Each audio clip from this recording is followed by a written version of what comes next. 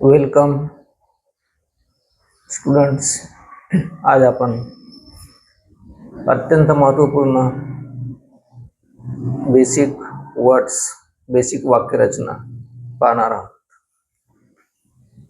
सुरुवातीला आपण पाहिलं होतं बेसिक ज्या गोष्टी असतात टेन्स शिकण्यासाठी,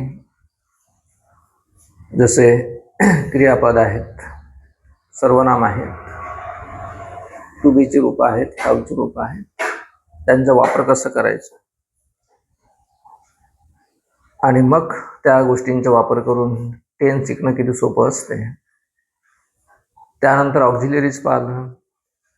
एका मागोमाग एक आपण काही तज्ञ, इंग्रजीमध्ये नाही तरी सुद्धा आपण एक एक गोष्टीकडे विशेष लक्ष केंद्रित करण्याचा, आणि जे विद्यार्थी खूप पैसा खर्च करून पुन्हा पुन्हा ही गोष्ट मी रिपीट करत राहतो, आज पालक मुलांच्या शिक्षणासाठी खरोखर वेडे झालेले आहेत आणि आपल्या ज्या मराठी माध्यम, आपल्या ज्या जिल्हा परिषदच्या शाळा आहेत त्या बहुतेक शाळा बंद होत आहेत आणि बाकीच्याही बंद होण्याच्या मार्गावर आहेत. गरीबातला गरीब असेल तो देखील इंग्रजी शाळेत पाठवतो, परंतु इंग्रजी शाळेत पाठवून सुद्धा काय शिकतो? साधे क्रियापद येत नाही, क्रियापदाचे फॉर्म जे आहेत ते येत नाही मुलांना. एकंदरीत शब्दांचे उच्चार नाही, वाचन नाही, आणि ज्याला वाचन करता येते तर तो काय वाचलेला आहे, त्या वाचलेल्या गोष्टींच्या शब्दांचा अर्थ माहीत नाही, वाक्यांच्या रचना समजत नाही. मग गरीबातला गरीब रिक्षा चालवणारा, त्यालाही काही समजत नाही शिक्षणाचा, पण त्याची इच्छा राहते की आपलाही मुलगा इंग्रजी शाळेत गेला पाहिजे आणि हुशार बनला पाहिजे. पण एक धंदा झालेला आहे शैक्षणिक क्षेत्रामध्ये, खरोखर धंदा झालेला आहे. आणि पहिले इंग्रजांनी राज्य केलं, आता हे इंग्रजी शाळा करत आहेत आणि मस्त पैसे कमवत आहेत. तर ना हिंग लगे ना पीठ, रंग चोक्का चोक अशी गोष्ट आहे.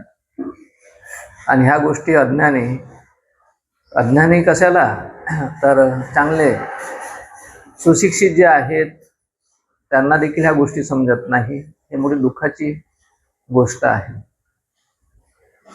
त्यालाच पहिले की बेवकूफ म्हणतात. यांची संख्या का कमी नाही. स्वतःही बरेचसे मी पाहतो इंग्रजी स्वतः शिकविणारे मास्तर इंग्रजी शाळेत पाठवतात आणि तेच विद्यार्थी माझ्याकडे आल्यानंतर म्या करतात, काही येत नाही.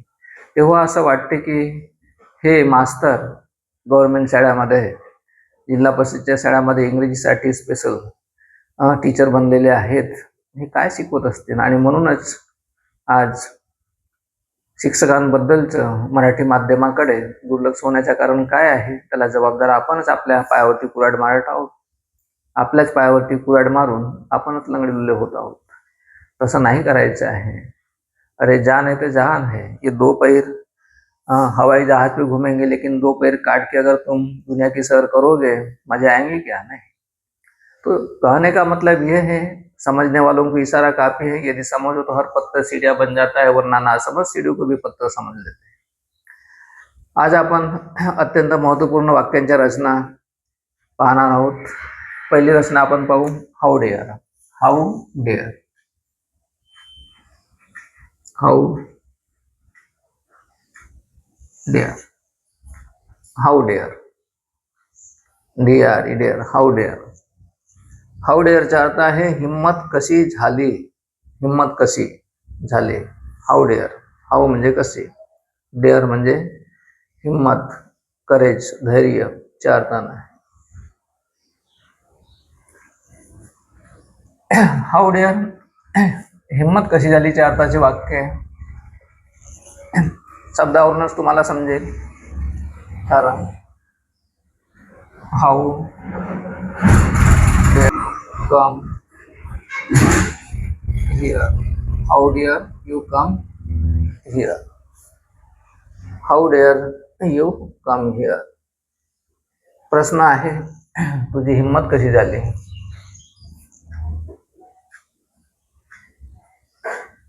How dare you sit here. इथं बसण्याची हिंमत कशी झाली?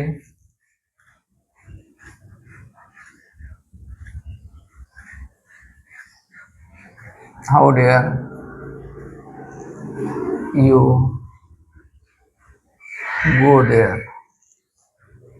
तुझी तिथे जाण्याची हिंमत कशी झाली?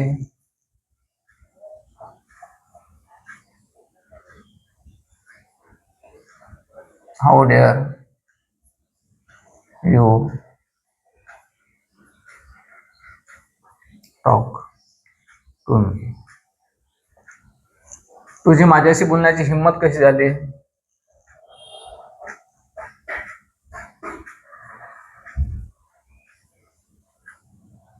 How dare you lie to me.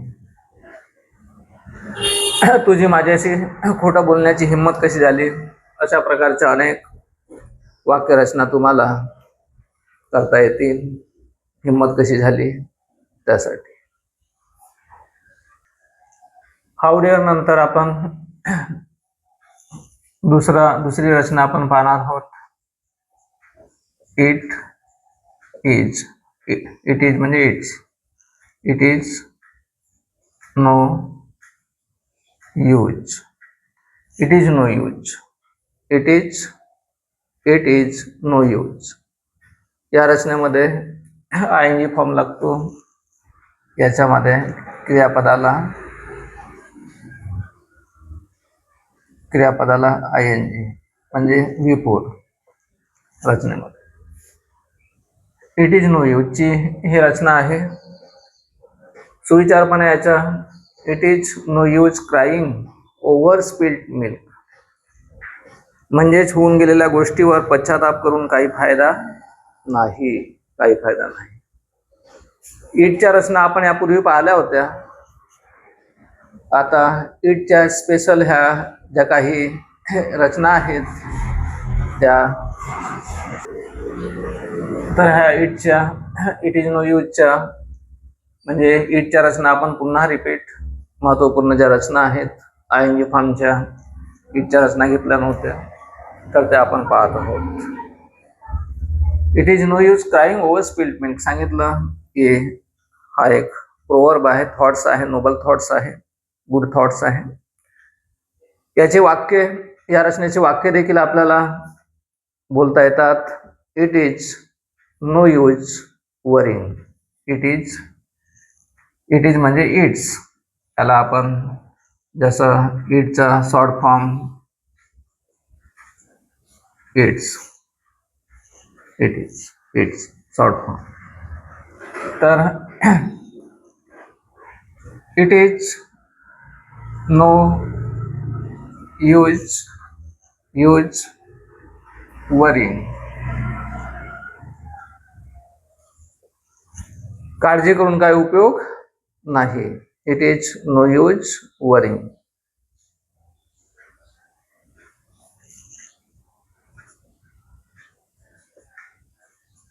Short form घेतला इथं इट इज लिहितो आहे. It is no use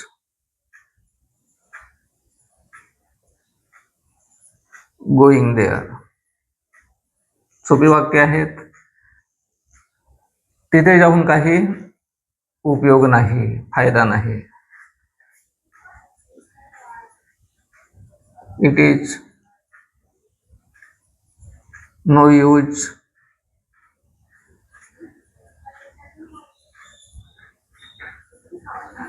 coming here. इथे येऊन काही उपयोग नाही. It is no use doing this. हे करून काय उपयोग नाही. इथं इट्स लिहितो आहे. It's no use doing that.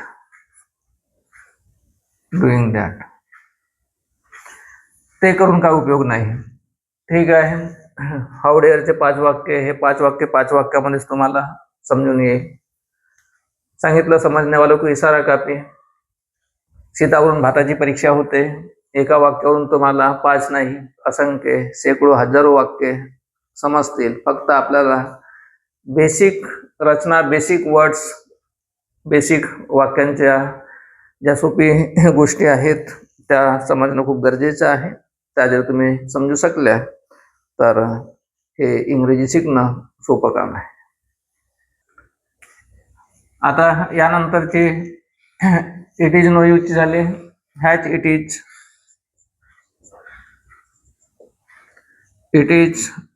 Time. No use नाही, आता time. It is time to, क्रियापदाचा पहिला रूप आणि मग इतर.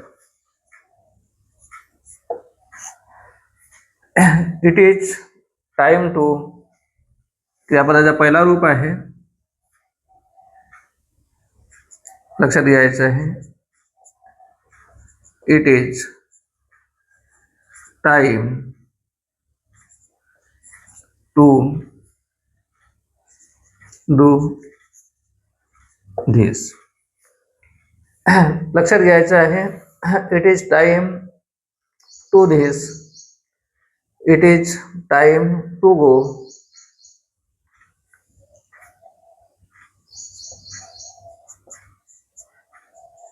It is time to go. जाण्याची वेळ झाली, करण्याची वेळ झाली.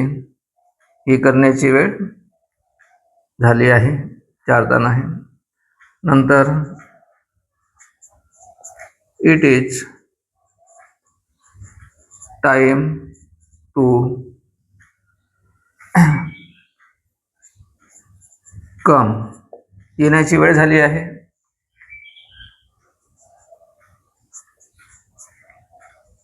It is time. It is time. It is time to start the class. Class सुरू करण्याची वेळ झाली आहे.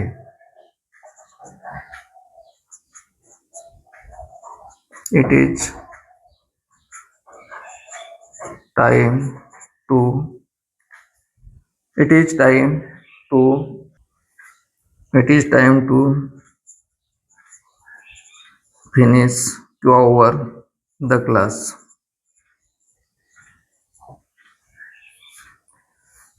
5 वाक्य देत आहोत. इट इज टाइम टू अशा पद्धतीचे अत्यंत महत्त्वपूर्ण. It is time to do this. हे करण्याची वेळ झाली आहे. It is time to go. जाण्याची वेळ झालेली आहे. गोच्या समोर देअर, तिथे जाण्याची वेळ झालेली आहे. It is time to come. इथे येण्याची वेळ झाली आहे. It is time to start the class. Class सुरू करण्याची वेळ झाली आहे. It is time to finish the class किंवा it is time to over the class. Class संपवण्याची वेळ झाली आहे. That's all. तर इथं हे 3 शब्द 10 ते 15 मिनिटाच्या आतमध्ये किती वेळ झाली? जवळपास 13.5 मिनिटात 3 गोष्टी सांगितल्या. 5 15 वाक्य लिहून दिलेले आहेत. सुरुवातीला काही थोडंसं इंग्रजीमध्ये म्हणजे इंग्रजी शाळा काय करतात, गडबड घोटाळा करतात. वास्तविक पाहता या ट्युशन क्लासची निर्मिती जीवन शिकविण्यासाठी, म्हणजेच जीवनाचं ज्ञान जे आहे, आज जीवनाचं ज्ञान आपण पाहतो आहे. मोठमोठे साधू संन्यासी ज्याला गॉडमॅन म्हणतात ते देखील काम वासना विकारानं ग्रासून आहेत. असे सडले आणि खराब दिमागाचे लोक साधू संन्यासी बनतात आणि त्याची लोक पूजा करतात. ह्या गोष्टी जेव्हा कळलं की त्याच्यापेक्षा आपणच चांगले आहोत, खरंच आपण चांगले आहोत, तुम्ही चांगले आहात, हे गोष्ट कळली. 5-6 महिन्यामध्ये मी शोध घेतलं की दुःखाचे मूळ काय आहे आणि ती गोष्ट मला मिळाली, एक लकीर. ते देण्यासाठी गेल्या 15 वर्षापासून ह्या इंग्रजी ट्युशन क्लासच्या माध्यमातून आम्ही जीवनाचं ज्ञान विद्यार्थ्यांना देतो.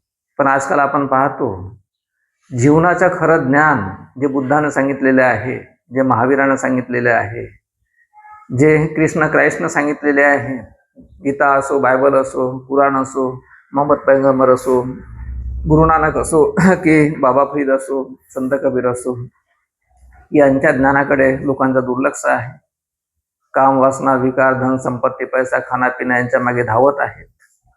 तर इंग्रजी शिकवण्यासाठी हा क्लास नाही, मजबुरीमध्ये आम्ही शिकवतो आहे. वास्तविक पाहता काही इंग्रजी येत नाही, लक्षात ठेवायचं आहे. पण जेवढं येते तेवढं तुमच्या मुलांना इंग्रजी शाळेत जाऊन तरी येते का?